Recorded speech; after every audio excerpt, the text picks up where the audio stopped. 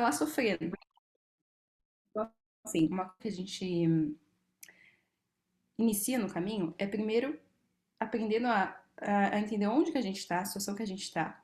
E por isso que eu escolhi o Portais da Prática Budista para entrar com vocês dentro do Dharma. Então, a gente primeiro entende como que aquele remédio que o Buda ensinou, que é o Dharma, vai nos beneficiar e a gente já começa a tomar ele e ver os efeitos. Assim a gente começa a se interessar mais profundamente pelas histórias, como a gente falou na quarta-feira, né? Que a gente foca mais nas histórias dos seres iluminados, para a gente se inspirar. Mas isso é secundário. Então, aqui a gente está estudando agora os três venenos, que isso é uma parte principal do caminho. Então, a gente estudou o desejo, a gente estudou a raiva e a aversão, e hoje a gente entra no capítulo 4 falando sobre o trabalho com a ignorância, que é um dos três venenos. Então, a ignorância, ela é representada, se a gente olhar a imagem da roda de Sansara, bem lá no centro, ou seja, o cerne do Sansara, é nos três venenos. A ignorância é dito como se fosse o primeiro e o mais potente dos venenos. Então, da ignorância surge o apego e a aversão. Então, hoje a gente vai estudar ela. A ignorância, a gente também, se vocês gostam de estudar um pouco mais, vocês já viram que o nome dela em sânscrito é avidya, a ignorância distorcida. E ela é representada lá na roda de Sansara por um porco. Então, eu sempre gosto de relacionar os animais com os venenos, né? Então, por que um porco? Imagina um porco. O porco ele é colocado em um lugar bem pequenininho, sujo demais, cheio de lama, dá qualquer coisa pro porco comer.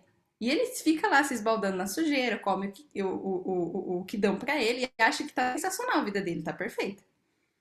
A ignorância, a ignorância da nossa mente é como se a gente tivesse um porquinho mesmo internamente. Então, um exemplo que eu sempre dou, agora eu tô escrevendo esse livro, trazendo de forma bem didática todo o caminho, que basicamente os seres iluminados, quando eles vêm para ensinar a gente, Jesus, Buda e todos os outros seres, eu sempre trago esses dois principais, que são ali, eu sempre trago essa comparação, né? E são os principais dentro do nosso caminho. Mas é como se eles viessem pra gente aqui no mundo e eles falassem, gente, tem um banquete com todas as comidas mais maravilhosas do mundo, onde o que você comer você nunca mais vai sentir fome na sua vida. É todos os prazeres mais maravilhosos que a gente pode conceber. Só que vocês estão comendo hoje nas migalhas que caem no chão, como os ratinhos. Então, é como se Buda, Jesus e todos os seres que atingiram a iluminação comessem do banquete, sentassem na mesa e comessem apropriadamente. A gente fica buscando nas migalhas do samsara, as migalhas desses prazeres que não duram, da felicidade que a gente não pode manter por causa da própria impermanência. Isso vem da nossa ignorância. Então, um exemplo que a gente pode dar. Se a gente olhar dentro do samsara, o que seria o nosso ideal máximo de felicidade? Ai, meu Deus, aquela riqueza maravilhosa, a família perfeita, tudo que a gente sempre desejou. Os seres iluminados olham para tudo isso e falam: Meu Deus, tá no chiqueiro. A gente fala: Nossa, mas é tão maravilhoso, tá no chiqueiro. O êxtase, a felicidade e o estado que esses seres experimentam é tão maravilhoso, tão alto, que quando eles olham para os seres que a gente acha, na nossa perspectiva, que são maravilhosos, eles falam: Meu Deus, que sofrimento que esses seres estão. Por quê? Porque eles vão perder isso. Eles vão ter que encarar a morte, eles vão ter que encarar o envelhecimento, a doença. Eles estão condicionados para essas coisas. Toda a felicidade, toda a satisfação que ela é condicionada pelo tempo, pela impermanência, tá afadada a virar sofrimento uma hora ou outra. Então, nossa ignorância é quando a gente fica lá no chiqueiro do samsara, achando que tá tudo bem. Ah, não, minha vida tá de boa. Daí acontece alguma coisa. Daí quebra, a gente, ai, fica com sofrimento. Daí, agora eu preciso de um caminho espiritual. Daí as coisas melhoram um pouquinho, a gente fala, ah, não, acho que eu não preciso tanto do caminho. Acho que tá bom do jeito que tá. Até vir um samsara de novo e mostrar sua face como ela é. Então a ignorância é que não percebe isso. Não percebe que tudo o que a gente possa adquirir dentro da experiência condicionada, ela é naturalmente insatisfatória. Ela é naturalmente impermanente. Ela não é capaz de produzir satisfação e felicidade duradoura. Mas a gente fica igual aos porquinhos lá, aceitando a lavagem, achando que tá tudo bem. Até que um dia vem lá o fazendeiro e fala: Agora eu vou abater esse porco aqui, hein? Esse porco já viveu tempo demais, tá gordo demais, vou abater ele. Daí vem a morte. E a gente continua nessa ignorância. Então, dentro da nossa mente mais profunda, a gente tem esses três venenos. A gente tem o galo, que representa o desejo, o apego. Eu sou melhor, eu preciso mais, eu mereço. A gente tem a cobra, que representa a aversão e a raiva, que ela parece pequenininha, mas ela é extremamente destrutiva. A gente tem um porquinho, que representa a ignorância, de achar que tá tudo bem permanecer onde está. Então, hoje a gente vai explorar um pouquinho mais sobre ignorância, e isso vai ter total conexão com o capítulo 2 e 16 que a gente vai recitar depois, onde a gente vai ver. Eu até pensei em explicar para vocês o capítulo 2 e 16, mas eu vou fazer isso semana que vem. Então hoje a gente vai ler. Eu quero que depois vocês reflitam durante a semana. E daí na outra semana eu vou explicar com profundidade todos os pontos que estão ali, que vocês estão já estudando aqui. Então o Sutra de Lotus é muito interessante porque todos os ensinamentos do Buda que a gente está estudando de forma estruturada, por exemplo, a gente está falando aqui sobre a ignorância, os três venenos, né? A vidya, a gente está falando sobre o desejo, sobre a aversão, a gente vai falar sobre o caminho óctuplo, a gente vai falar sobre a grande compaixão, todos esses aspectos que o Shagdu, com uma genialidade absurda, conseguiu colocar de uma forma didática e simples pra gente entender, tá dentro do Sutra do Lótus. E daí a gente não estuda, e daí a gente vai tentar ler o Sutra de Lótus e não entende nada. Fala, meu Deus do céu, isso aqui é uma viagem astral absurda. Porque a gente não entende. Agora vocês, com outros olhos, olhos de conhecimento, olhos de estudo, já vão conseguir compreender melhor.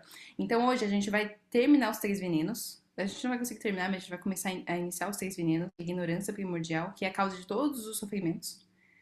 Se a gente for estudar, pegar todas as causas de como a gente entrou dentro dessa situação, é dividido em 12 elos. Isso é uma parte que a gente vai estudar depois. O primeiro elo, causa primordial é a ignorância, a vidya.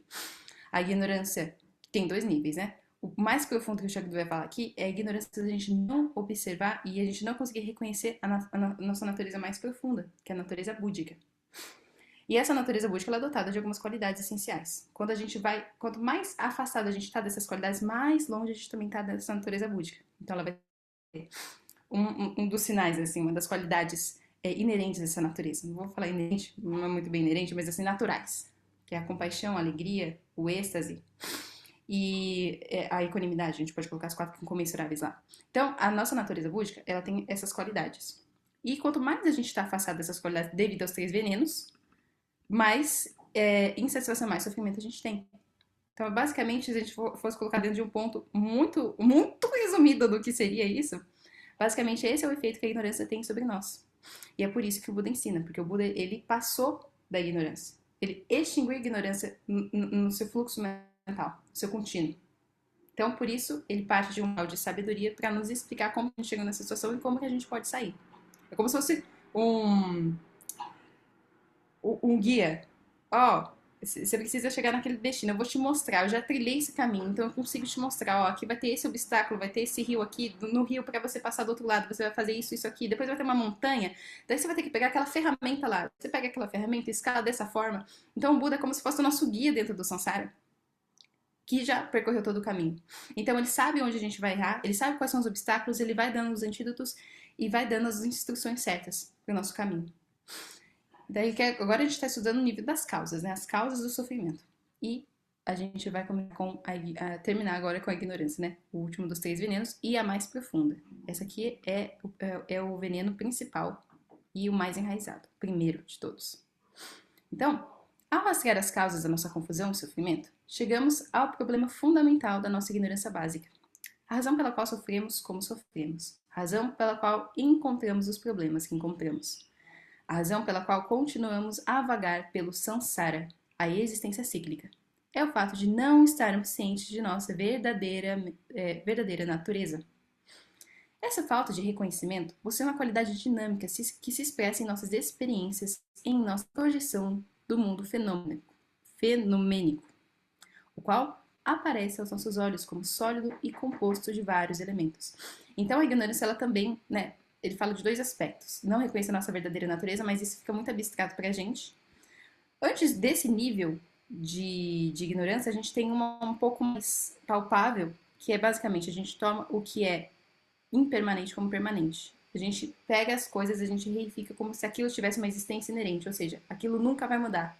Ele é sempre assim. O eu nunca vai mudar. O meu eu é sempre a mesma coisa. As coisas nunca vão mudar, é sempre a mesma coisa. E isso, eu não diria que é uma crença tão enraizada, é quase um instinto natural nosso. E isso nos faz sofrer.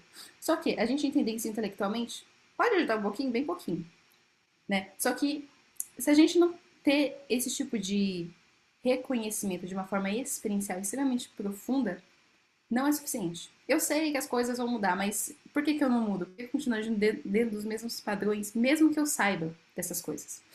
Isso é porque a gente não tem a experiência direta da nossa natureza. É só a experiência direta da verdadeira natureza, que é o estado de Buda, ou essa realização, que faz com que a gente realmente mude a nossa mente mais profunda. Porque senão a gente só fica no nível do intelectual, isso por si só não liberta ninguém. Então, assim, a gente escuta às vezes, tá bom, eu sei que a minha natureza é Buda. Agora eu me iluminei, porque sei disso, eu li no livro.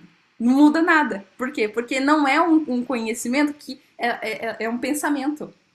Não é uma crença que a gente reprograma no cérebro. Vou reprogramar, vou ficar ouvindo o áudio aqui durante 20 anos pra ver se eu me ilumino. Vai lá fazer isso aí pra você ver, vai dar certo. Você vai criar um alter ego onde você é o Buda, mas não é Buda, não. Não é ser iluminado. Porque isso é um processo que necessita de um caminho, de um método, para que a gente consiga desconstruir todas essas visões errôneas que a gente tem. Isso de um ponto de vista experiencial. Então, uma coisa que me marcou muito em uma das aulas que eu estava ouvindo meu professor é que a diferença de nós para o Buda é que a gente pode reconhecer essas coisas intelectualmente. O Buda tem esse reconhecimento da sua natureza búdica em todas as células do seu corpo. É como se todas as células do seu corpo fossem completamente despertas. As nossas células não. Então ele tem isso. A gente estava falando dos níveis da consciência, né? Que a gente tem a nossa mente, a gente tem o inconsciente. Lá no fundo tem o Laya Vijayanana, que é lá onde é o depósito de todas as sementes kármicas, de toda a nossa ignorância distorcida, de todos os três venenos. A raiz é lá. Basicamente, o Buda, ele eliminou aquele depósito de impurezas. Logo, a experiência dele completa é transformada. Então, é nesse nível que a gente trabalha. E assim, estudar, saber isso intelectualmente é só o primeiro passo. É muito importante esse passo que vocês estão dando. A maioria das pessoas nunca nem ouviu falar disso. Só fica vivendo lá. Então, é muito importante o aspecto intelectual, mas ele por si só não é suficiente, mas nem de perto. Mas nem de perto. Né? Então, essa diferença da gente se iludir em relação à espiritualidade, a gente já se achar desperto, a gente já se achar iluminado por ter lido 200, 300 livros, isso não transforma ninguém por si só. Pode mudar alguns comportamentos superficiais. Mas se a gente não une isso com o método prático e essa realização direta, que é a união dos dois, não é suficiente. Tá bom? Então, ele vai falar desses dois níveis, né? A gente vê as coisas como sólido e composto de vários elementos, aquela coisa do inertemente existente que eu falo para vocês. E estamos continuamente sob a impressão de que há um eu que se contrapõe a tudo mais o que não seja eu. Por causa dessa tendência dualista da mente, objetificamos nossas experiências e fazemos julgamentos sobre os objetos que percebemos. Isso leva ao apego e à aversão, o que gera sofrimento infindável. O apego dualista, a confusão emocional, o hábito, o karma e os frutos do karma são consequências naturais desta falta de consciência. E como eu disse aqui, não é uma falta de consciência de, eu li agora o Shagdu me falou que a minha natureza é búdica, me iluminei, estou livre dos sofrimentos do samsara, do karma. Nossa, incrível. Não é isso, né? Então essa falta de consciência é uma falta de consciência que as nossas próprias células têm essa falta de consciência, o nível mais profundo de todos. Nesse nível que a gente opera. Então, pelo fato de não conhecermos a verdadeira natureza do nosso corpo, fala ou mente, do nosso meio ambiente, do passado ou do futuro, tornamos os eventos do cotidiano como sendo verdadeiros. Da mesma forma que, quando estamos sonhando, tomamos nossos sonhos como verdadeiros. Quando sonhamos à noite, em um certo sentido, estamos confusos, porque acreditamos que estamos realmente em determinado lugar, fazendo determinadas coisas. Talvez guiando um carro, construindo algum objeto ou até mesmo fugindo de um tigre. No sonho, lembramos o passado e podemos projetar o futuro. Céu, chão, respiração, digestão, tudo parece real. Na verdade, estamos adormecidos na cama e nada está realmente acontecendo. No entanto, enquanto sonhamos, nossa realidade é a realidade de sonho. Se um tigre nos persegue no sonho, corremos o mais rápido possível para podermos salvar nossa vida. Assim que acordamos, ou quando tomamos consciência durante o sonho de que estamos sonhando, a confusão desaparece. O tigre perde poder e não temos mais medo dele, pois nos damos conta de que toda a experiência é criada por nossa própria mente. Aqui tem um exemplo muito interessante, que eu sempre lembro o quanto que um ser ele consegue reconhecer essa natureza ilusória da realidade, que a gente considera tão sólida, que é o exemplo do não é o Tish Konduk, que é um monge lá na década de 60. Ficou uma fotografia muito famosa, ele pegando fogo, né? E o cara atirou fogo no próprio corpo como uma forma de protesto, esse mestre.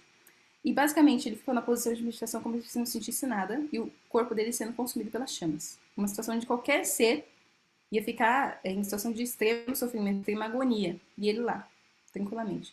Esse é um exemplo de um ser que ele realmente atingiu esse reconhecimento direto da ilusão da realidade.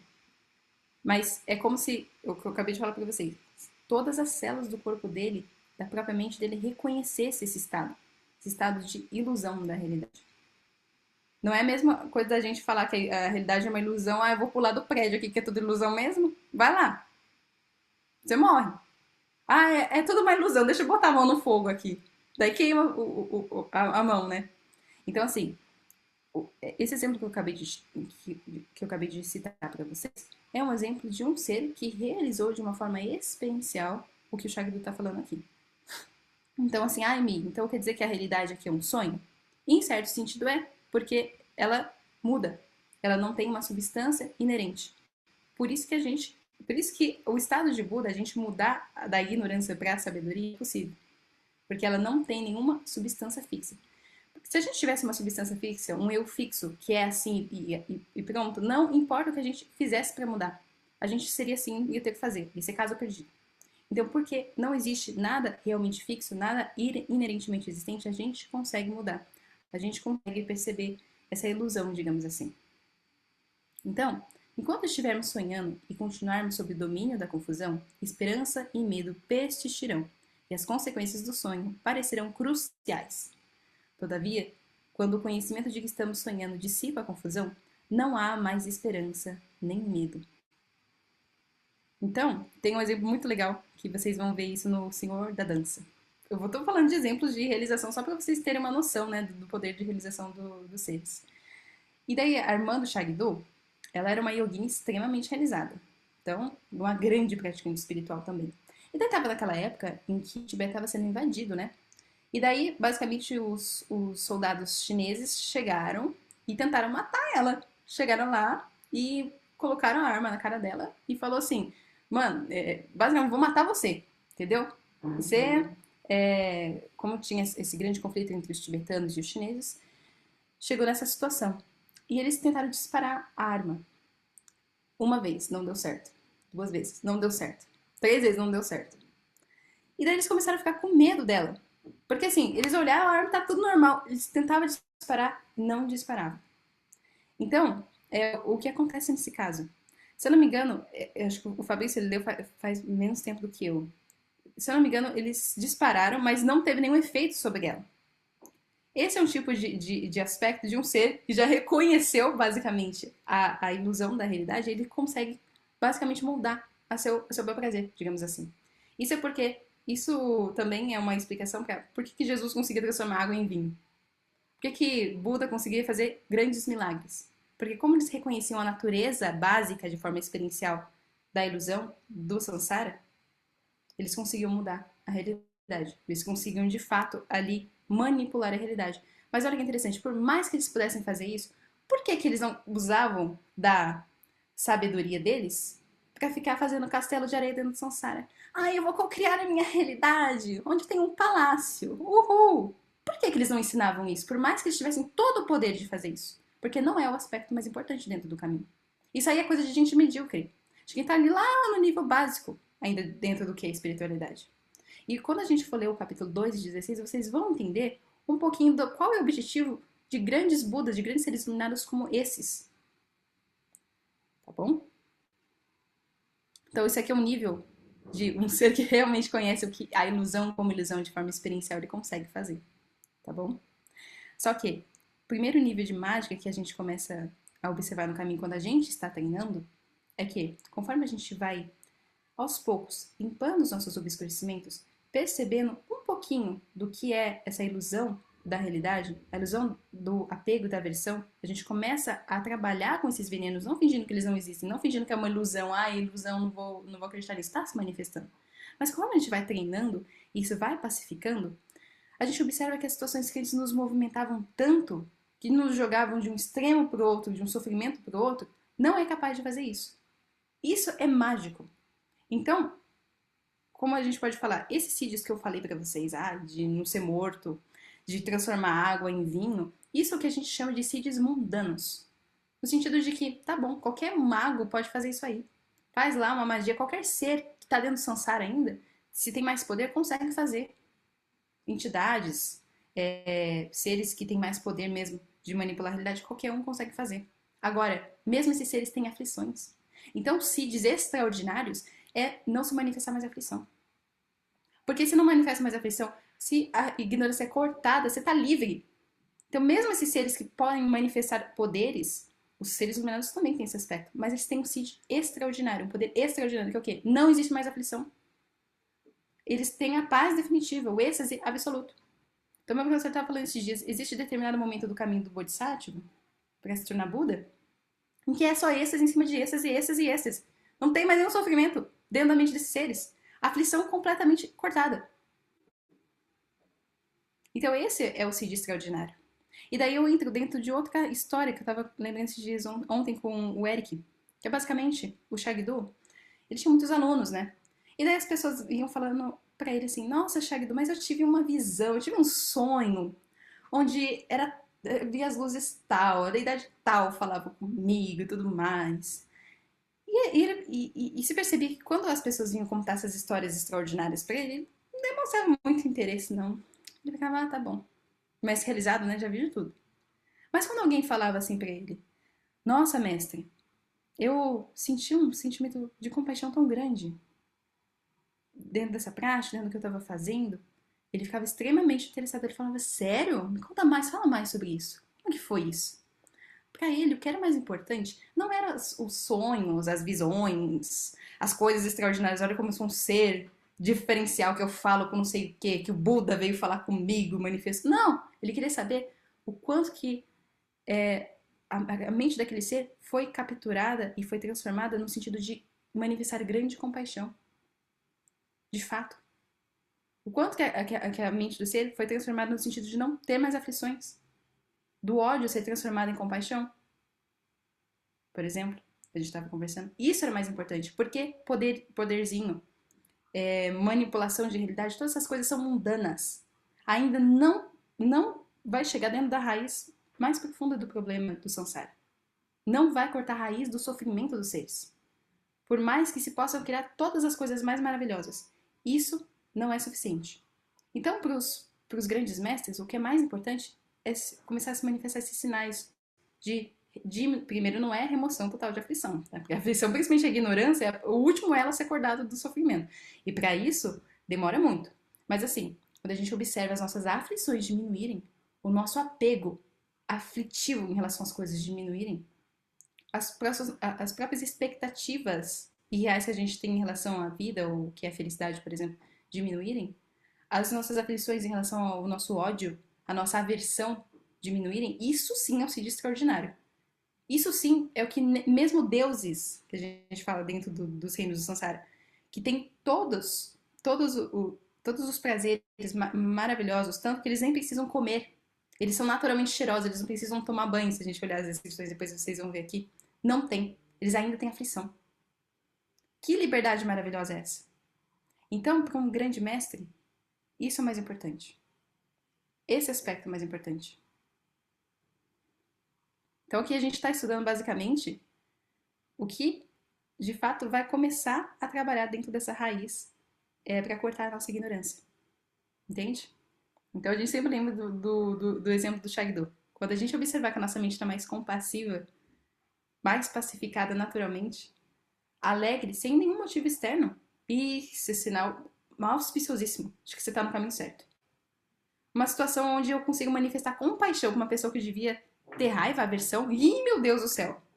Você é um ser tá muito diferente isso aí. Isso não é natural. Não é. Então, vamos continuar aqui. Na realidade, toda a existência, quer seja o sofrimento do samsara ou as experiências sublimes do nirvana, é tão insubstancial quanto os sonhos. Toda ela é irreal, não verdadeira. É como uma exibição ilusória, incessante, luminosa e magnífica. Nossa vida, do nascimento à morte, é semelhante a um longo sonho, e cada sonho que temos à noite constitui um sonho dentro do sonho. Talvez você tenha vivido a experiência de ter um sonho durante a noite e então acordar dizendo para alguém: Tive um sonho incrível! Você prepara o café, está pronto para sair para o trabalho e de repente o despertador toca. E aí você de fato acorda. Antes você não estava nem um pouco acordado, apenas sonhava que estava acordado. Isso se chama um falso despertar, um sonho de despertar. E é o que fazemos a cada manhã em nossa vida. No sonho da vida, pensamos que estamos acordados, mas de fato ainda estamos sonhando. Simplesmente o despertador ainda não tocou. A gente começa a observar o quanto que a gente está sonhando, o quanto que a gente está delirando, quando a gente está praticando chamata. Não sei se vocês já observaram que em determinado momento da prática, quando a nossa mente está muito obscurecida, às vezes em alguns dias, a gente fica lá, parece que a gente, sabe, um sonâmbulo? Cheio de coisas, cheio de pensamento, umas histórias. Daí começam os momentos, às vezes você fala, meu Deus do céu, o que que é isso aqui? Parece que eu sou um sonâmbulo. Só que pensa que essa é a situação de todos os seres. A gente é igual sonâmbulo, doido mesmo, cheio de os venenos pulando, junto com um monte de pensamento, um monte de coisa. Aquela bagunça interna. E quando a gente começa a praticar chamata, a gente começa a observar isso, a gente fala, meu Deus, eu tô alucinando todo esse tempo. Aí começa a brotar os primeiros sinais de lucidez. A gente percebe o nível da nossa alucinação. Então imagina, quando, por exemplo, um Buda, um Jesus, ou mesmo um Shagdu, via os seres assim nessa situação, os seres fazendo um monte de besteira. Porque assim, vocês sabem, os seres iluminados eles têm a capacidade de bater o olho em você e já ver todo o seu fluxo mental, o seu karma, de incontáveis vidas, dependendo da realização. O Buda ele consegue ver isso, né? Imagina eles vendo a situação da nossa alucinação. E mesmo assim, eles param e ensinam a gente. Mesmo eles vendo que a confusão é tão grande que fala, meu Deus do céu, acho que aqui não tem mais jeito. Eles falam, tem jeito, tem jeito. Por quê? Porque eles se ancoram na grande compaixão, que é o que a gente chama de bodhicitta, a mente da iluminação.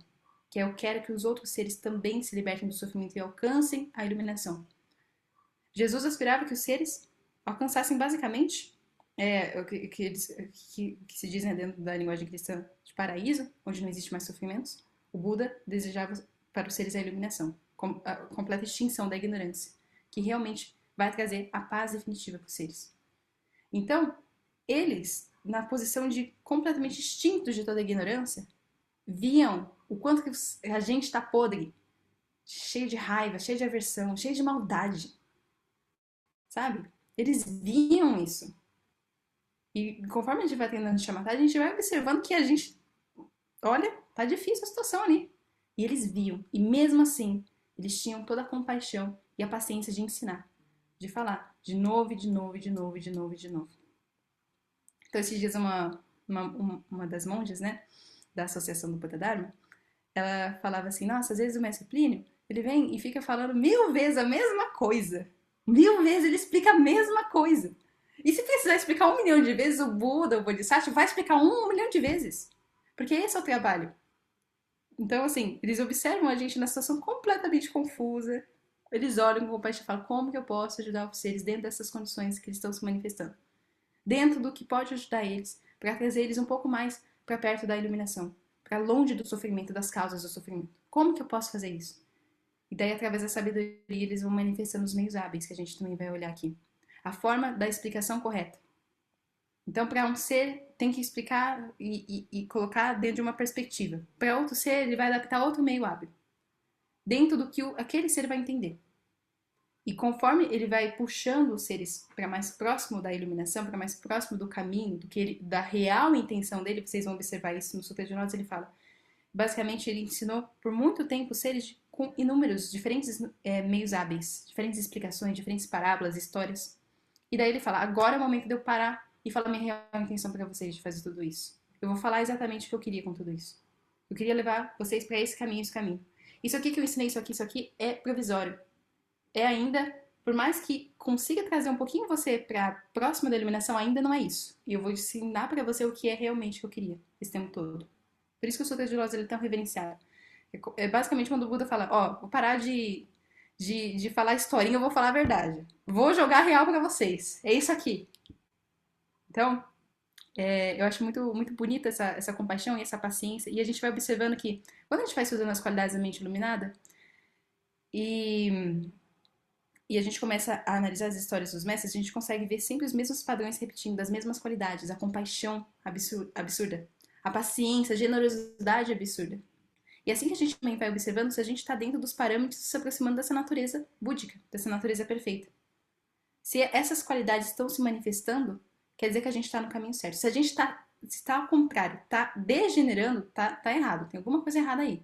Tem que corrigir alguma coisa. Daí vocês estão observando, entendendo como que funcionam esses venenos, vendo os antídotos, para vocês irem se corrigindo. Porque a nossa mente, ela tem a tendência natural a ir para o negativo, digamos assim. Para o mais grosseiro. Quanto mais grosseiro, mais esses venenos eles são fortes. Quanto mais a nossa mente está grosseira e obscurecida pelo karma, mais esses venenos se manifestam de uma forma mais forte mesmo. Então a gente tem que observar quando eles estão se manifestando com mais força, quer dizer que a nossa mente está ficando mais grosseira, está se afastando mais e a gente vai trazendo ela para o caminho, de volta. Pacificando para as perfeições. Para as perfeições. E por isso que eu recomendo muito que vocês leiam e estudem as histórias dos grandes mestres, porque vocês vão observar as mesmas qualidades quando vocês verem lá a lista das perfeições. Esforço, a própria diligência, paciência, generosidade, amor, compaixão, todos os mestres eles vão manifestar qualidades muito parecidas. Então, se eles falam da verdade, a verdade tem essas qualidades, o que não é verdade, o que está mais próximo da ilusão, de deixar a ilusão mais grosseira, vai manifestar o oposto disso, com certeza. Então, a gente sempre. Por isso que a gente estuda a parte da discriminação muito forte dentro do Dharma. Discriminação do que eu devo pegar, que vai me ajudar e vai ajudar os outros seres, o que eu devo me desvencilhar, que vai me deixar mais dentro ainda da ilusão do que eu já tô. Então a gente aprende esses dois aspectos. Aqui a gente está estudando, né, o que vai deixar mais a gente no fundo do poço ainda. Então, que são os 3 venenos, certo? Então, somos sonhadores e vivemos os sonhos curtos da noite, dentro dentro desse sonho longo da vida, dentro do sonho ainda mais longo do vir a ser do Sansara. Foi-nos ensinado que as experiências do cotidiano são reais e verdadeiras. Isso é o que supomos. Portanto, quando alguma coisa difícil acontece, nós sofremos. Também nos foi ensinado que os sonhos são uma ilusão. Portanto, tendemos a sofrer menos com os nossos pesadelos do que os acontecimentos da vida cotidiana. O mundo do sonho vem e vai. É claramente impermanente, portanto pensamos que não é real. Entretanto, o mesmo é verdade em relação à realidade do nosso cotidiano, que do mesmo modo é impermanente. A única diferença entre eles é o tempo de duração. Saber que a nossa realidade não representa toda a verdade da existência nos liberta do sofrimento. Deixamos de estar controlados por nossos medos ou apegos. No entanto, a mente facilmente cai novamente em suas velhas suposições, com o próximo movimento deste sonho do dia. Por quê? Porque por mais que a gente saiba intelectualmente disso, a gente está sabendo agora, não sabia, agora você está sabendo, né?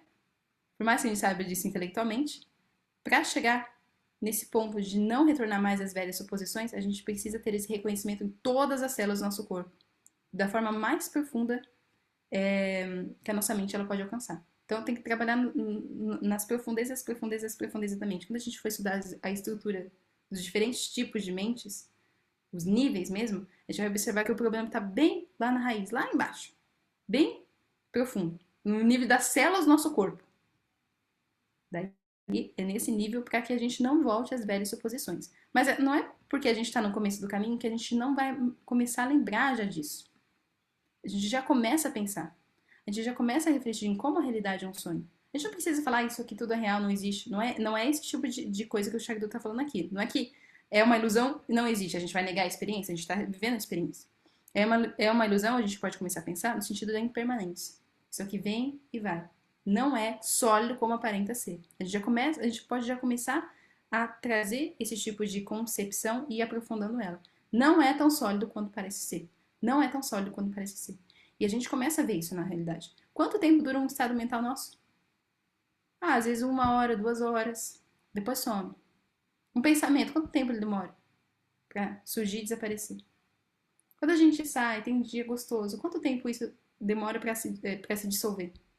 Algumas horas. É aí que a gente começa a observar que esses ensinamentos não estão longe da gente. Ah, ilusão da realidade. Não, tá aqui agora acontecendo, a gente não tá percebendo. Esse nível da gente observar no cotidiano, que parece simples esse tipo de abordagem, vai repetindo, até a gente chegar no último nó da ignorância primordial. Então, lembra que o Shagdo falou lá no começo? A gente não vai atingir a iluminação em estado de Buda tentando desfazer o primeiro nó de todos, que é o que a gente está estudando aqui, que é a ignorância distorcida. A gente começa o caminho lá no último nó que a gente pode agora. E daí desfaz, até chegar no primeiro, que originou tudo isso. Nós não tem como a gente ir direto para ele agora, nesse exato momento.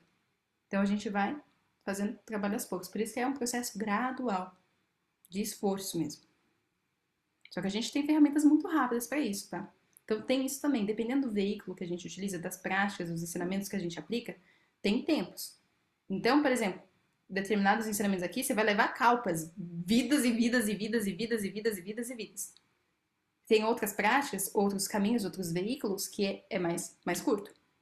Então, assim, o caminho Mahayana, dentro desse contexto, ele é mais rápido do que o Hinayana. Ou seja, diferentes tipos de atitude. Qual a atitude Hinayana? Não, quero me libertar e ema, cada um dos seus problemas. O resto, ó, tô nem aí. Deixa eu me libertar aqui, deixa eu aplicar os ensinamentos. Calpas. Vai demorar muito esse processo. O Mahayana, grande veículo, quando você manifesta esse estado mental de grande compaixão, vou conduzir eu e todos os seres para esse estado além do sofrimento, como Buda fez, como Jesus encarnou esse arquétipo da compaixão, o seu tempo, o seu karma começa a ser queimado muito mais rápido. Muito mais. Então, o Shagdu é conhecido como o Lama da motivação pura, porque ele reconhecia o poder absurdo que tem o estado mental da grande compaixão. Ele é como se fosse um fogo absurdo que vai queimando o seu karma negativo. Porque se a gente pensa que um dos aspectos de avidya, da ignorância, é a distorção entre eu e o outro, a compaixão é o completo de se dissolver dessa noção de eu e outro, mas de uma forma experiencial. Não adianta a gente ficar falando, ai, a ilusão de tudo, a causa da ignorância, é porque temos uma ilusão da separatividade do eu e do outro. Realmente é isso. Mas você repetindo isso, você pensando sobre isso dessa forma, não vai te mudar em nada. Sabe qual que é a forma de realmente ver isso? Começando a desenvolver grande compaixão. Aí sim, aí você vai ver isso. Você vai ver esse conceito acontecendo na prática. Da dissolução do eu e do outro. Não é pensando sobre o eu e o outro que vai mudar alguma coisa. Não tem praticidade nisso. A praticidade está em, por exemplo, a gente começar a praticar as perfeições. Uma dessas perfeições é a compaixão. Outra é a generosidade. Outra é o esforço que vocês estão fazendo aqui. Então, dessa forma que a gente vai realmente realizando esse conceito. Que ele parece bonitinho, mas ele por si só não vai resolver o nosso problema. É a gente se engajando no caminho. Mas se a gente vai se engajar no caminho com essa intenção Mahayana, Maha é grande. O grande veículo, Yana é veículo. Então, grande veículo, ou seja, minha grande motivação de conduzir todos os seres com esse estado mental de compaixão, o seu tempo vai igual uma Ferrari. Seu tempo dentro do samsara, o seu sofrimento vai começar a reduzir muito rapidamente. Muito rapidamente. Então, é por isso que o Shagdu, gente, parece simples a forma como ele está colocando as coisas aqui. Mas a sabedoria dele é absurda. Então, não é à toa que ele dá tanta ênfase ao aspecto da compaixão. Você pode realizar o quanto que tudo é vacuidade, por exemplo, o vazio. Você pode realizar, eu sou um com todos e tudo mais. Se não tem a grande compaixão ali, esquece, não tá ainda fora do samsara. Não tá. E o Buda ele vai falar isso dentro dos outros jogos de diversas formas. Vocês estão buscando nirvana aqui, querem se libertar do sofrimento. Tiraram todas as aflições mentais já, que a gente chama que são os arhatas. Já eliminaram todas as suas aflições mentais. Ainda não é a grande iluminação. Por quê? Mente da iluminação, a bodhicitta, não tá plenamente desenvolvida aí. Vocês já alcançaram um ponto que vocês não retornam mais para o samsara, mas ainda tem mais coisa. A libertação pessoal não é suficiente dentro do Mahayana, do grande veículo. Eu não, assim, sabe qual que é o espírito da iluminação? É assim, eu tô aqui no paraíso, é maravilhoso, mas eu não consigo me satisfazer com isso, quando eu vejo os seres ali no sofrimento. Eu não consigo. É insuportável para mim. Por mais que eu esteja no êxtase. Por isso que uma das imagens de Cherenzig e uma das descrições que vocês viram na sadhana é os olhos que riem e choram ao mesmo tempo. Porque ele conseguiu sair completamente, ele eliminou suas aflições. Por isso ele está no estado de êxtase absoluto. Mas ele chora. Por quê? Porque ele vê os outros seres sofrendo. Ele fala, não, eu não me conformo. Não me conformo. Não é só eu, não. Vai vir todo mundo junto. Nem que eu tenha que voltar para aquela merda. Basicamente é isso que os seres iluminados fazem. Então a gente vê o exemplo de Jesus. Jesus não tinha karma, gente. Ele não tinha. Ele veio por compaixão. Não tinha. Ele viveu e ele foi tratado pior do que qualquer ser mais ordinário, mais maldoso, tenebroso que já pisou a terra.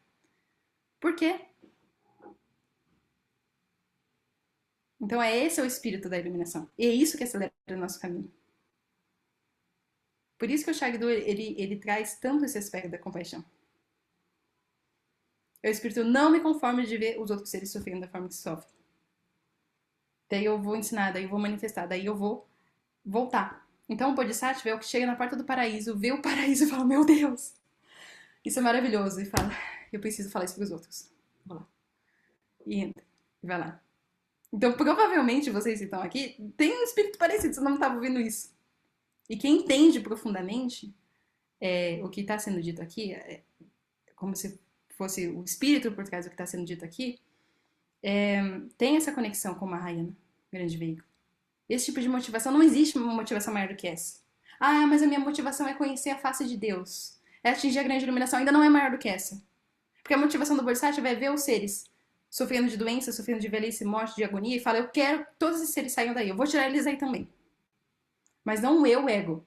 O eu, essa grande realização da iluminação, da compaixão, que se manifesta a partir de corpos. Vai manifestar como Jesus, vai manifestar como Buda, dependendo ali da necessidade dos seres, mas para trazer eles para cá. Então esse é o ponto da grande compaixão. Esse é o espírito que a gente tem que desenvolver. Não tem que desenvolver, mas assim, se você não desenvolver agora, vai ter que desenvolver depois. Então vamos desenvolver agora, né? Esse é o ensinamento supremo de todos os mestres. E é por isso que o Shagdu, ele é conhecido como lama da motivação pura. Motivação bodhicitta. A mente de iluminação. Todos os seres. Eu e todos os seres. Eu e todos os seres.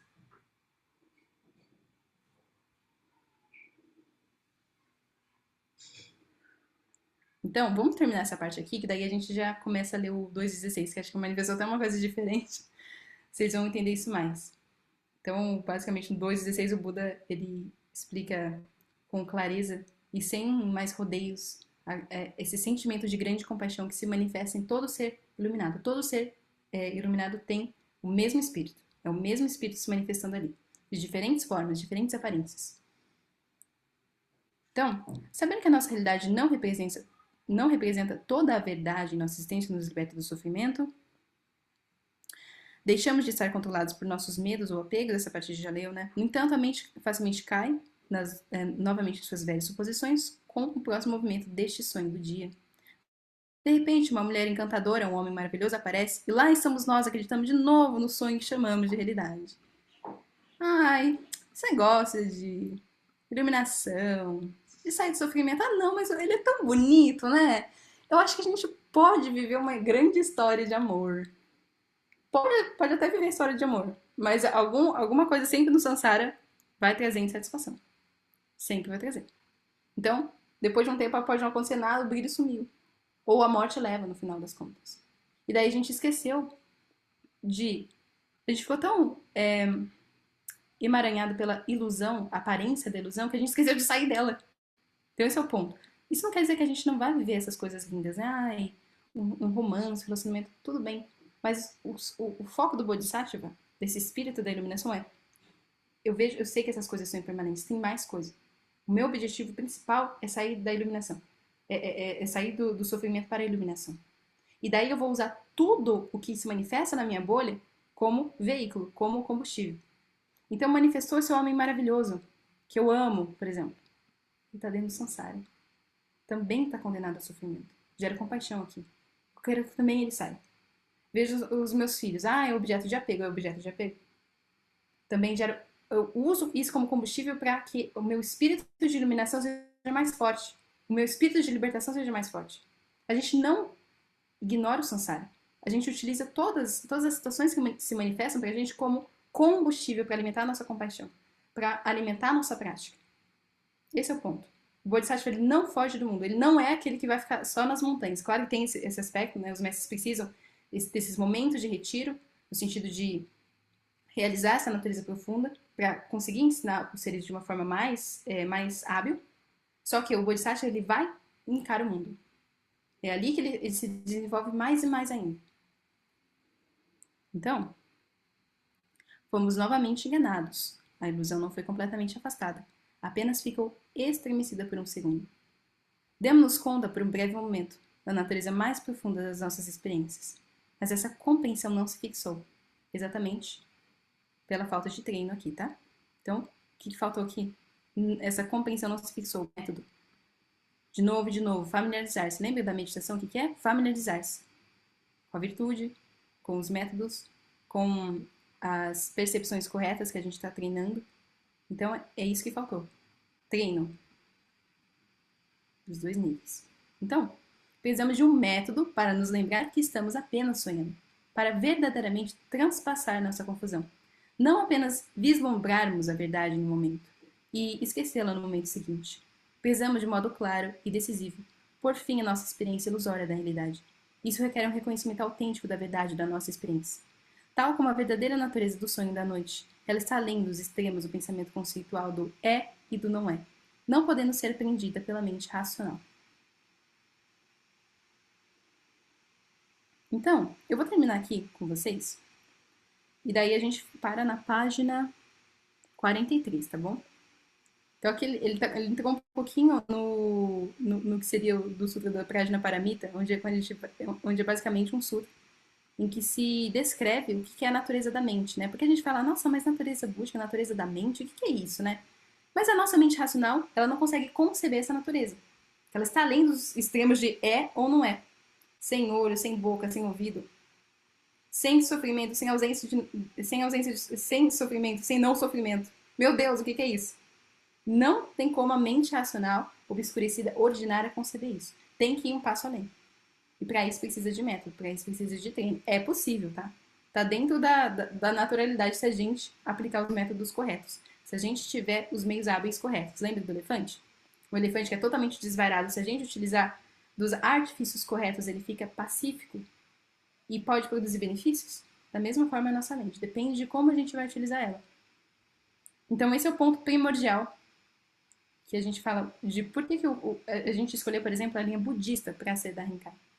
Porque a linha budista é uma das poucas tradições que conseguiram manter os métodos e a transmissão de consciência de mestre para mestre, discípulo, mestre, discípulo, de forma que a gente consiga realizar rapidamente esses ensinamentos.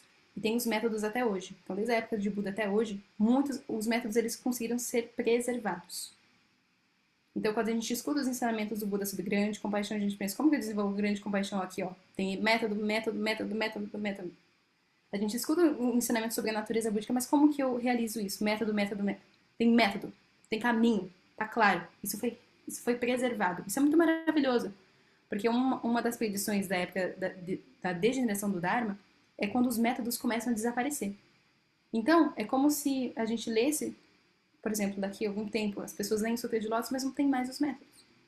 Não tem mais a transmissão de consciência. Porque se você lê, por exemplo, o Sutra de Lótus sem a transmissão oral de uma linhagem, é como se você lesse um texto seco.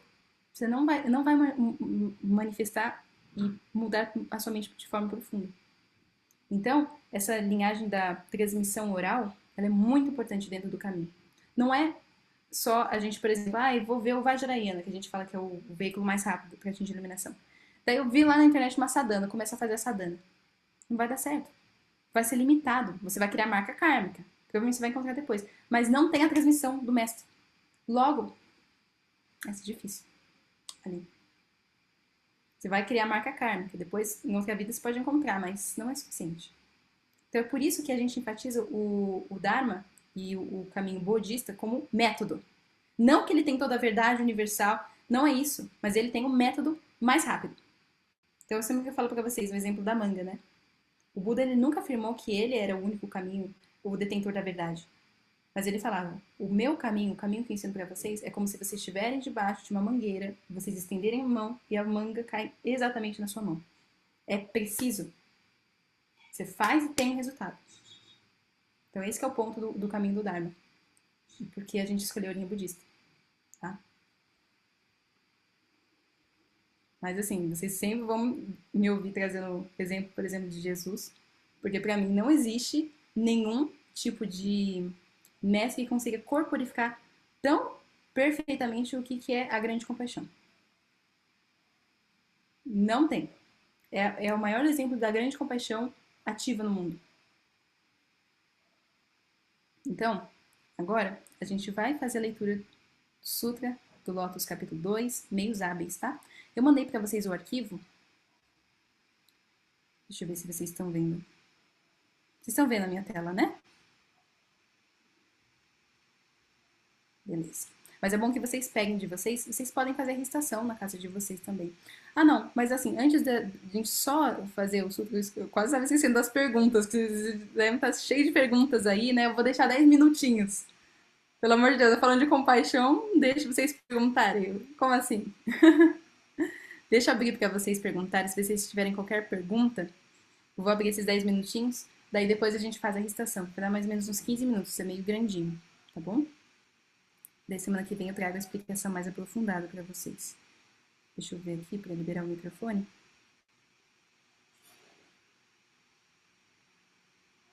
Vocês observaram que a gente está com uma estrutura, né? No domingo. A gente primeiro faz a chama-tapa, depois os ensinamentos, as perguntas e final a prática, para ficar mais organizado.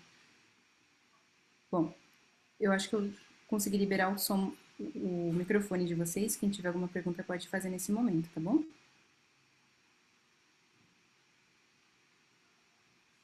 Bom que vocês levantem a mão, que daí fica mais fácil. Oi? Tá me ouvindo? Pode. Tô ouvindo Tudo bem? perfeitamente. Eu surgiu uma dúvida assim, ó, digamos que a gente vai na nossa consciência, a gente está tentando entender, né, sobre o budismo, sobre essa compaixão. Então eu vou desenvolver a minha mente agora e a minha consciência na compaixão dentro de tudo isso, né, para os Uhum. seres. Digamos que eu não tenha mais vida, eu morra e eu vou dar continuidade nessa consciência depois, quando eu vier de outra, em outro corpo, alguma coisa assim, de outra forma, eu vou dar continuidade ou eu vou voltar do zero de novo, digamos assim? Muito boa essa pergunta, Miriam. Daí, assim, depende do quanto você treinou nessa vida. Porque tem determinado momento, dentro do caminho do Bodhisattva, que você Aham. atinge uma realização, que a gente chama que é o oitavo solo do Bodhisattva, onde você lembra da sua vida, dos dias passados. Você treinou muito, você lembra.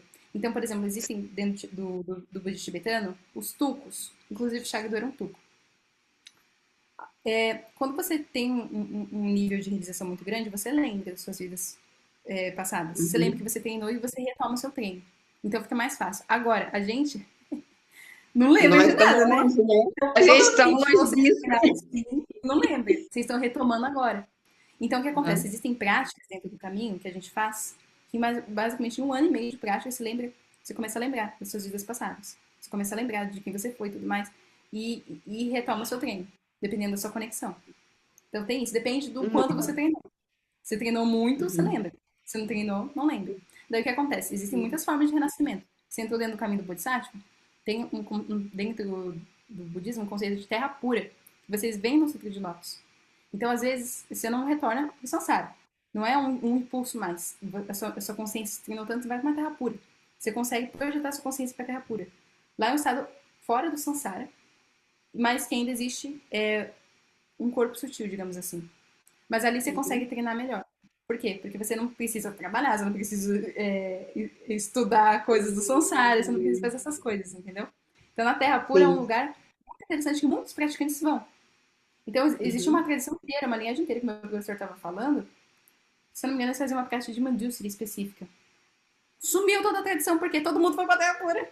Acabou a tradição aqui. Nenhum Bodhisattva ficou aqui. Então, assim, um Bodhisattva, como ele tem esse compromisso de trabalhar para beneficiar os seres e ensinar os seres, muitos escolhem retornar. Então, existem muitos reinos do samsara. Não existe só o reino humano, existem outros reinos. Daí os Sim. bodhisattvas vão fazendo aspirações específicas de renascença em determinados lugares. Então, por exemplo, existem mestres aqui que já falaram, gente, eu não volto pra cá, esquece. É a última vez que eu vou estar aqui no reino humano, muito difícil. Daí uma professora Uhum. fala, olha, a maior loucura que um bodhisattva pode fazer é decidir renascer dentro do Kamadatta, que é o reino do desejo, que é o dos seres humanos, que é muito difícil aqui. Daí tem reinos um pouco mais sutis, superiores, e fica mais fácil de ensinar os seres lá. Então, assim, existem Uhum. muitas formas de renascimento, depende muito do seu treino. Mas se você tem um nível de treinamento muito superior, você consegue lembrar. A gente treina muito não, né? Tá bem ruimzinho, mas Nós tá temos um lembrando. monte. Aos poucos tá retomando ali as Vamos marcas. tentando, As poucas devagar. marcas estão manifestando. Exato. Mas assim, isso é uma coisa que vocês vão ver mais pra frente dentro do livro, do Portões da Prática Budista. O Shagdu vai falar disso, né? Então, Uhum. assim, eu vou ser bastante transparente com essa parte. Tá dentro da cosmologia budista. E eu vou falar para vocês dentro desses termos. Ah, mas eu não acredito em reencarnação e tudo mais. Escuta só. Não precisa entrar dentro desses termos, mas eu não posso deixar de falar. E se vocês estão Uhum. aqui, isso está dentro também do Dharma de uma forma muito forte. Então, a gente tem que falar a parte de renascimento, de reencarnação, né? Que a gente fala que é renascimento. Então tá dentro, não tem como Uhum. deixar de falar. Então, para quem se interessa, a gente vai falar muito sobre isso ainda, muito mesmo. Tá bom? Mas é basicamente Obrigada. isso. Tá Retoma bom, assim. obrigada, entendi. Anderson, pode falar.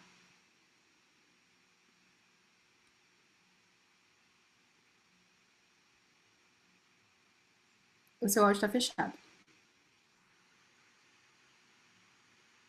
Tá bom.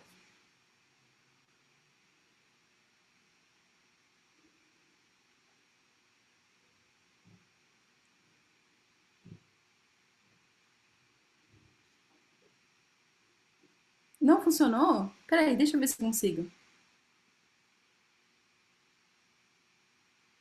Eu não consigo. Eu só consigo pedir para você ativar o som.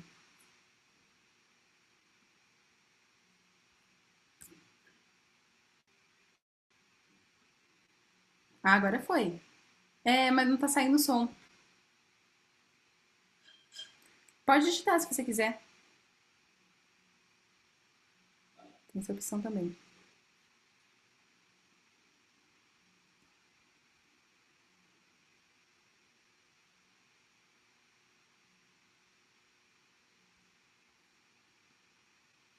Vamos ver aqui. Tá bom. Depois você me manda no particular, tá bom? Mais alguma pergunta? Esse é o momento. Vou ver se consigo resolver. Certinho, Anderson.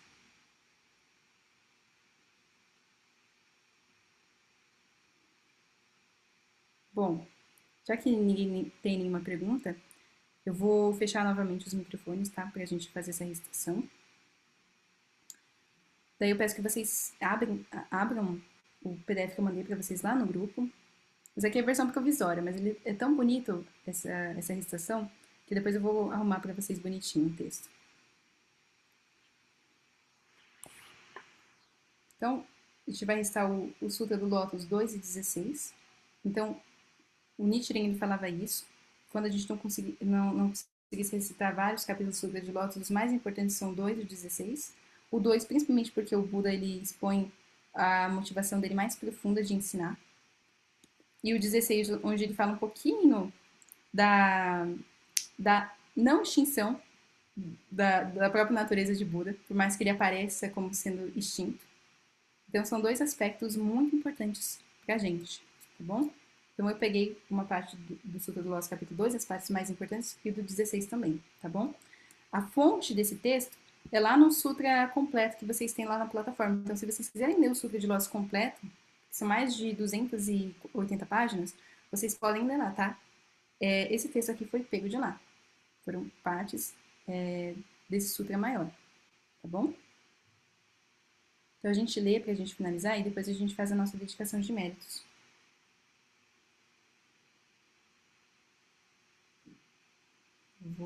A dedicação de méritos vai ser aquela lá do nosso sutra comum que a gente lê toda semana, tá? Todo dia da semana.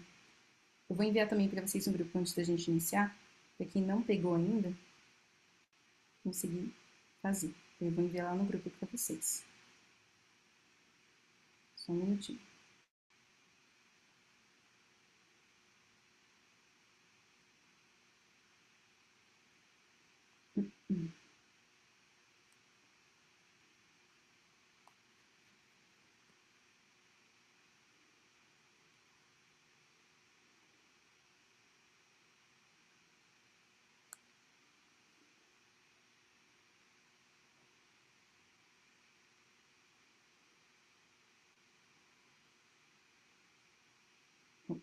Enviei agora.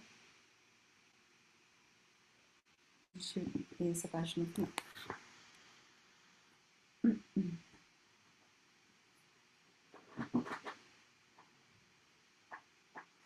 Então, Sutra do Lótus, capítulo 2, meios hábeis.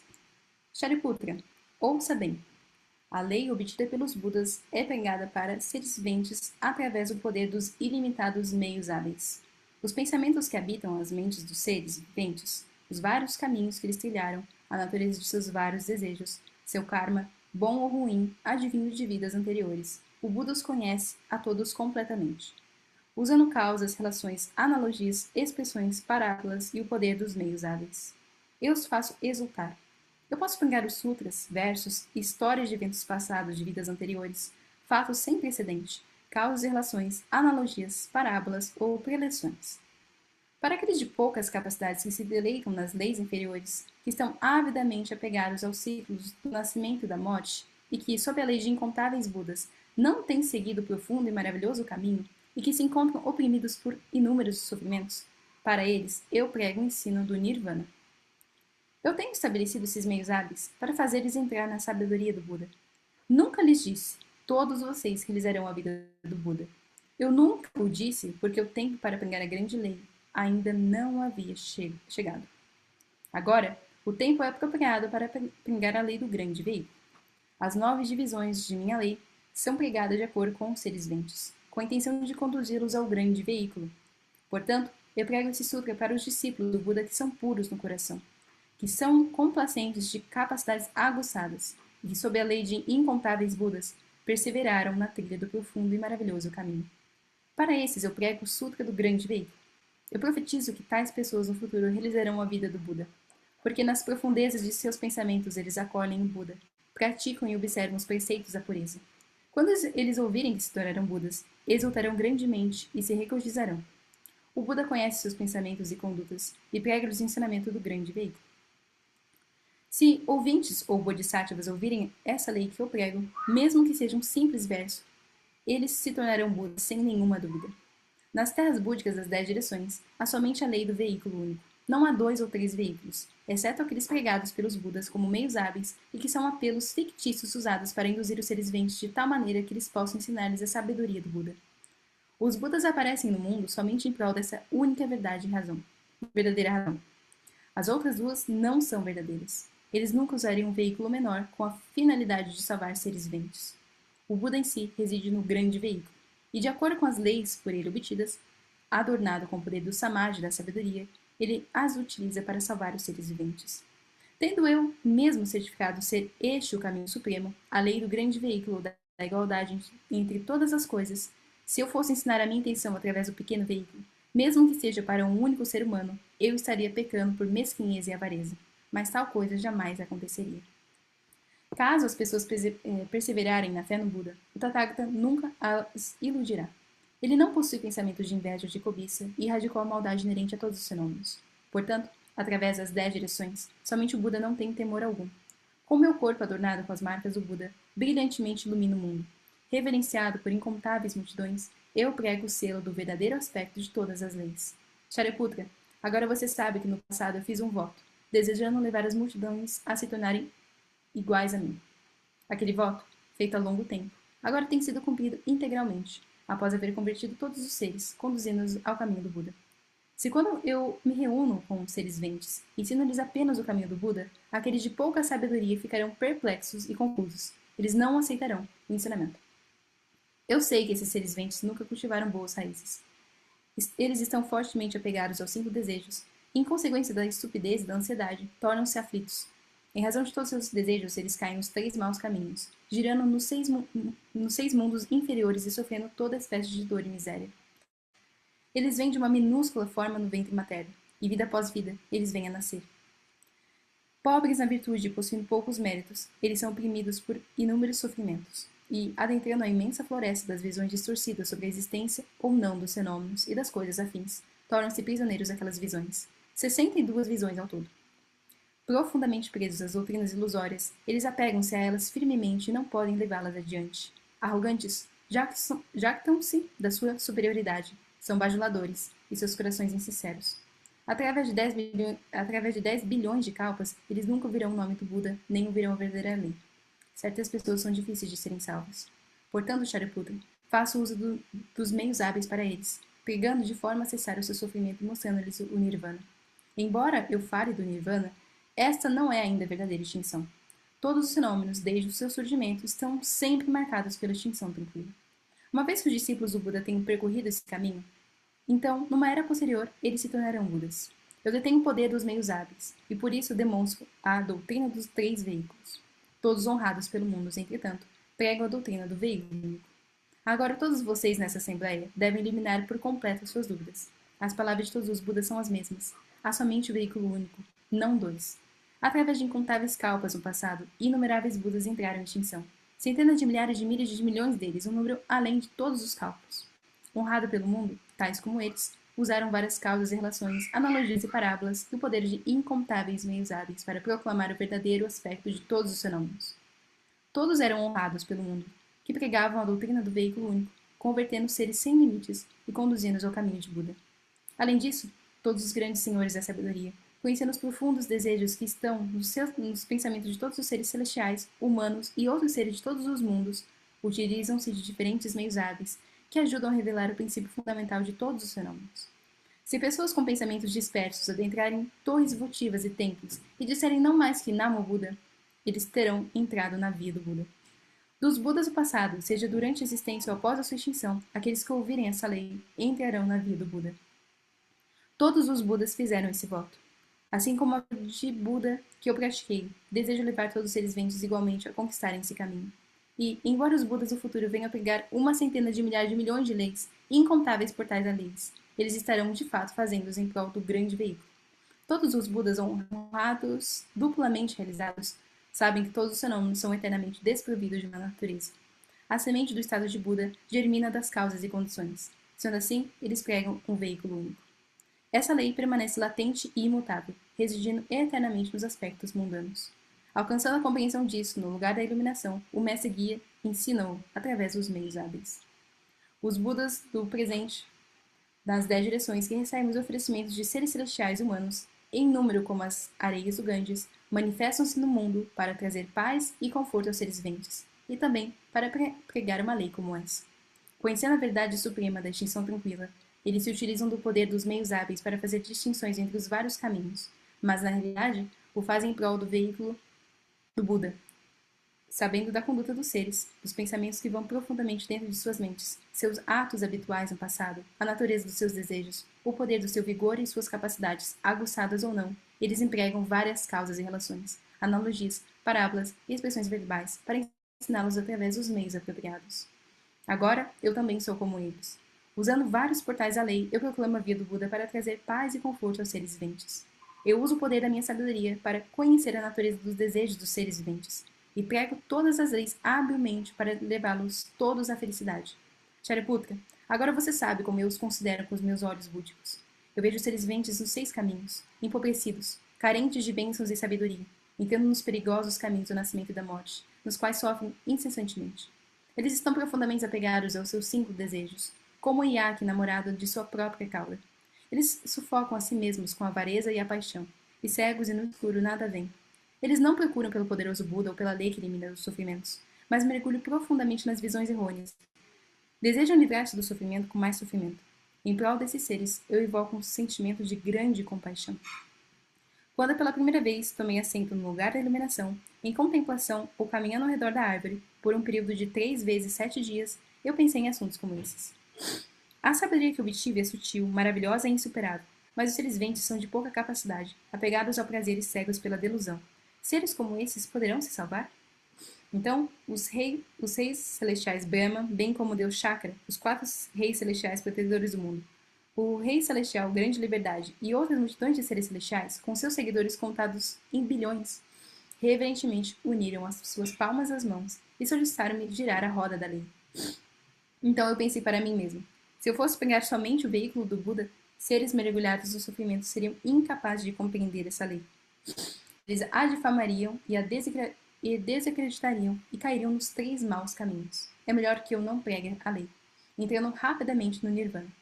Então, lembrei-me que os Budas do passado praticaram o poder dos meios hábeis. E como eu agora atingi o caminho, quando assim estava pensando, todos os Budas das 10 direções apareceram, e com o som Brahma, encorajaram-me, dizendo-me: Excelente, ó Shakyamuni, Supremo Mestre Guia. Tendo atingido a lei insuperável, você segue o exemplo de todos os Budas ao empregar o poder dos meios hábeis. Igualmente, nós também obtivemos essa lei insuperável, a mais maravilhosa. Para os vários tipos de seres ventes, fizemos distinções e ensinamos os 3 veículos. Aqueles de pouca capacidade, que comprazem nas leis inferiores, não compreendem que eles podem tornar-se Budas. Essa é a razão de usarmos os meios hábeis para fazer distinções e ensinar vários objetivos. Contudo, embora 3 veículos sejam ensinados, o são unicamente em prol da instrução de Bodhisattvas. Shariputra, agora você sabe que, quando eu ouvi o som profundo, puro e maravilhoso dos leões da sabedoria, eu bradei. Homenagem a todos os Budas. Além disso, tive esse pensamento. Encontrem-me no mundo de impureza e de maldade. Portanto, seguirei de acordo com o que os Budas pregam. Depois de meditado sobre esse assunto, segui diretamente para Varanasi. Uma vez que o aspecto da extinção tranquila de todos os fenômenos não pode ser expresso em palavras, eu usei o poder dos meios hábeis para instruir os 5 monges. Isso se chamou o giro da roda da lei. Então vieram o som do Nirvana, assim como o Arhatship, estado de Arhat, o Dharma, lei, e a Sangha, corpo de seguidores. Desde os mais remotos kalpas eu tenho louvado e mostrado a lei do Nirvana como um fim cabal para os sofrimentos do nascimento e da morte. Então, sempre tenho pregado isso. Shariputra, agora você sabe que eu vi discípulos do Buda resolutamente buscando a via do Buda, em número de limitados milhares de milhas de milhões deles, todos com pensamentos reverentes e aspirando ao estado de Buda. Eles haviam ouvido dos Budas anteriores e ensinamentos da lei através de meios hábeis. Isso me fez pensar. A razão pela qual o Tathagata aparece é ensinar a sabedoria do Buda, e agora o tempo está exatamente correto. Shariputra, agora você sabe que pessoas com pouca capacidade e escassa sabedoria, apegadas às aparências, à arrogância, não podem compreender essa lei. Eu agora exulto, não tenho receio, e diante dos Bodhisattvas descartarei os meios hábeis, colocando-os à parte para pegar somente o caminho supremo. Quando os Bodhisattvas ouvirem essa lei, a rede de suas dúvidas será rompida, e 12 centenas de artes atingirão o estado do Buda. Da mesma forma com que os Budas das 3 existências pregam essa lei, assim o farei agora, expondo a lei sem distinções. Todos os Budas vêm ao mundo muito raramente, e são difíceis de encontrar. E quando eles aparecem no mundo, é muito difícil que eles preguem a lei. Através de incontáveis eras, também é muito difícil ouvir essa lei. E aqueles que podem ouvir essa lei também são raros como a flor de Umdumbara, na qual todos se deleitam e na qual seres celestiais e humanos se comprazem, por ela florescer somente uma vez em muito, muito tempo. Alguém que ouve essa lei, mesmo que uma única palavra, louva-a com alegria, fazendo oferecimentos a todos os Budas das 3 existências. Tais pessoas são extremamente raras, são mais raras que as flores de Umdumbara. Todos vocês não devem ter dúvida de que eu sou o rei do Dharma e declaro a Assembleia. Eu uso somente a via do veículo único para ensinar e converter bodhisattvas. Eu não tenho discípulos ouvintes. Shariputra, todos vocês, ouvintes e bodhisattvas, devem saber que essa lei maravilhosa é o segredo essencial de todos os Budas. No mundo da maldade das 5 impurezas, seres que estão alegremente apegados aos prazeres e aos desejos nunca buscarão a via do Buda. Pessoas más do futuro, em sua delusão, ouvindo o Buda pregar o veículo único, não aceitarão ou compreenderão, mas caluniarão e cairão nos maus caminhos. Mas, para aqueles com humildade e pureza, que resolutamente buscam a via do Buda, as pessoas como essa, eu exalto o caminho do veículo único, extensivamente. Shariputra, agora você sabe que a lei de todos os Budas é como essa. Através de milhões de meios hábeis, eu prego a lei insuperável de acordo com o que é apropriado. Mas aqueles que não a estudam nunca compreenderão. Uma vez que vocês já sabem que todos os Budas, mestres do mundo, trabalham através de meios hábeis, vocês não devem mais ter dúvidas. Deixem seus corações encherem-se de alegria, pois agora sabem que atingirão o estado de Buda. Capítulo 16. Adoração da vida do Tathagata. Se todos aqueles sistemas de mundos, quer uma partícula de pó, tenham sido depositadas neles ou não, fossem reduzidos a partículas novamente, e se cada partícula fosse um kalpa, o tempo que se passou desde que me tornei um Buda excederia aquele por centenas de milhares de milhas de códigos de nayutas de asankhya de kalpas. Bons homens, se um ser vivente vem a mim, eu observo com o meu olho de Buda a sua fé e outras qualidades, bem como a acuidade ou deficiência das suas faculdades, e o conduzo à salvação da maneira mais apropriada. Em todos os lugares, embora os nomes pelos quais me identifico sejam diferentes e eu possa ser velho ou jovem, também apareço e anuncio que sou prestes a entrar no Nirvana. Eu também emprego vários meios hábeis, pregando a sutil e maravilhosa lei, e permitindo aos seres viventes despertarem para a felicidade em suas mentes. Bons homens, todos os sutras proclamados pelo Tathagata o são com a finalidade de salvar e libertar os seres viventes. Ele pode falar do seu próprio corpo, ou ele pode falar do corpo de um outro alguém. Ele pode manifestar em seu próprio corpo, ou pode manifestar no corpo de um outro alguém. Ele pode manifestar seus próprios atos, ou pode manifestar através dos atos de outrem. Mas tudo o que diz é verdadeiro e não falso. Qual é a razão disso? O Tathagata conhece e vê o mundo tríplice como ele realmente é. Não há nascimento ou morte, nem recuo nem avanço, nem existência no mundo ou passagem para a extinção. Não há realidade ou não realidade, nem semelhanças ou diferenças. Ele vê o mundo tríplice como não sendo mundo tríplice. Assuntos como esse, o Tathagata vê claramente, sem engano ou erro. Os seres viventes possuem diversas naturezas, vários desejos, vários modos de conduta, várias ideias, pensamentos e discriminações. Desejando levá-los a criar raízes de benevolência, ele emprega diversas causas e relações, analogias, parábolas e expressões para explicar as diferentes doutrinas, levando a cabo o trabalho do Buda sem descanso. Assim, desde que atingi o estado de Buda num muito remoto passado, a duração da minha vida foi de asankhya de kalpas, eterna e nunca se exauriu. Bons homens, a duração de vida que eu adquiri quando originalmente pratiquei a via do Bodhisattva ainda não se exauriu. E é o dobro daquele número acima. Como agora proclamo que estou prestes a entrar em extinção, realmente não estou passando a extinção. O Tathagata usa essa passagem apenas como um meio hábil para ensinar e converter os seres viventes. Por que razão? Se o Buda permanece no mundo um longo tempo, aqueles de escassas virtudes que não plantam boas raízes, que são pobres e humildes, que cobiçam os objetos dos 5 desejos e que estão presos na malha das ilusões das visões distorcidas, vendo o Tathagata constantemente presente e nunca se extinguindo, tornariam-se arrogantes, negligentes, preguiçosos e irreverentes. Eles não considerariam o quão difícil é encontrá-lo, nem seriam respeitosos e reverentes em seus pensamentos. Através desses ilimitados kalpas, no sentido de salvar seres viventes, expedientemente, manifesto o Nirvana. Mas, a verdade, eu nunca passo a extinção. Eu permaneço aqui, sempre brigando a lei. Eu sempre estou exatamente aqui. E, usando o poder das penetrações espirituais, façam que os seres viventes em sua embriaguez, embora próximos a mim, não me vejam. Quando as multidões vêm passando a extinção, fazem extensivamente oferecimentos para minhas relíquias. Como todos sentiram um forte enternecimento por mim, em seus corações surge um desejo de ver-me. Quando os seres viventes se tornam fiéis e dóceis, fortes e de pensamentos condescendentes, e em mente única desejam ver o Buda, sem poupar as suas próprias vidas. Naquele momento, eu e a Sangha em assembleia aparecemos juntos no pico da águia, onde eu digo para os seres viventes que estou sempre aqui e nunca cesso de ser. Mas usando o poder dos meios hábeis, eu manifesto cessando e não cessando de ser. Para os seres viventes em outras terras, que sejam reverentes, fiéis e desejosos de ver o Buda, eu também prego a lei insuperável. Mas aqueles que não ouvem isso, pensam que eu passei a extinção. Quando vejo os seres viventes afogando-se na miséria, assim, refreio-me em manifestar-me para eles, para causar-lhes o sincero desejo de ver-me. Então, quando seus corações enchem-se desse desejo, eu apareço para pregar a lei.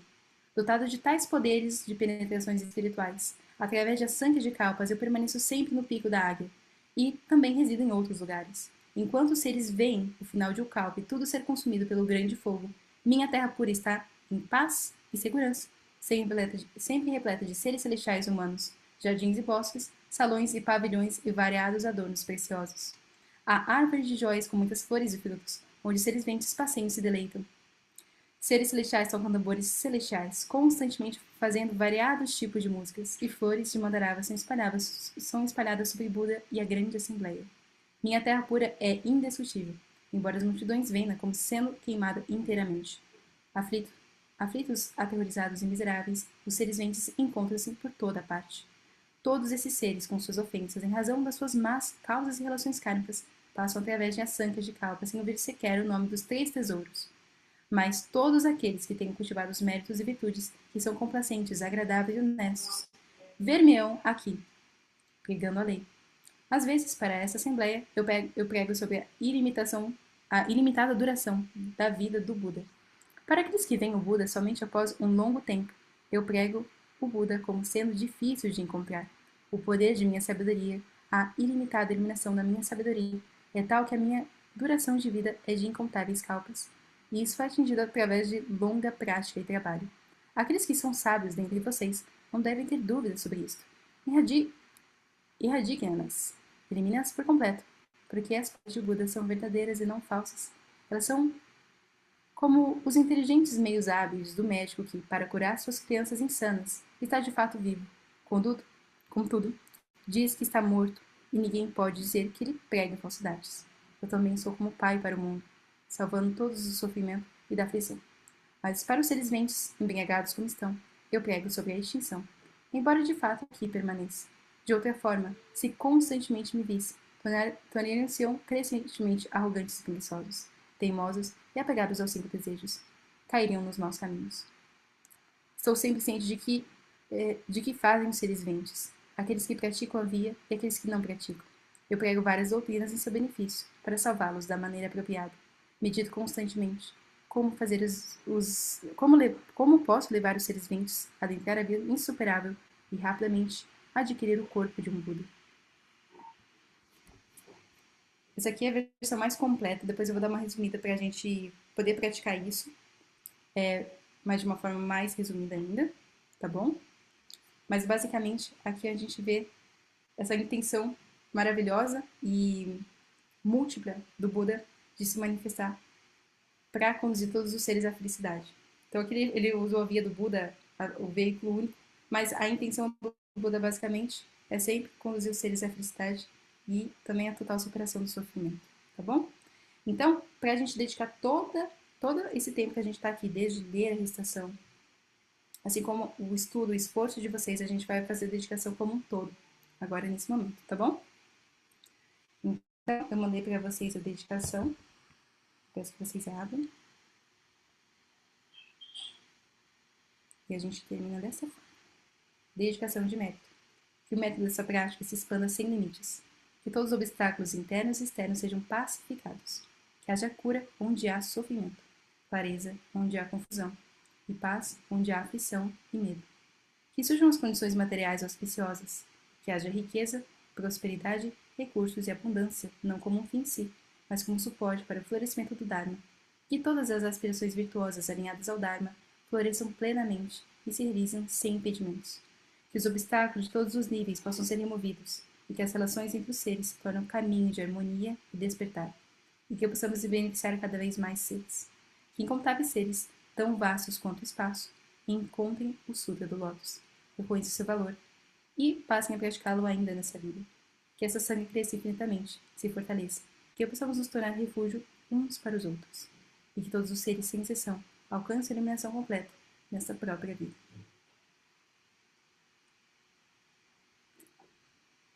E assim a gente finaliza o nosso encontro no domingo. Parabéns pelo esforço, pela motivação de virtude de vocês estarem aqui hoje. Muito maravilhoso.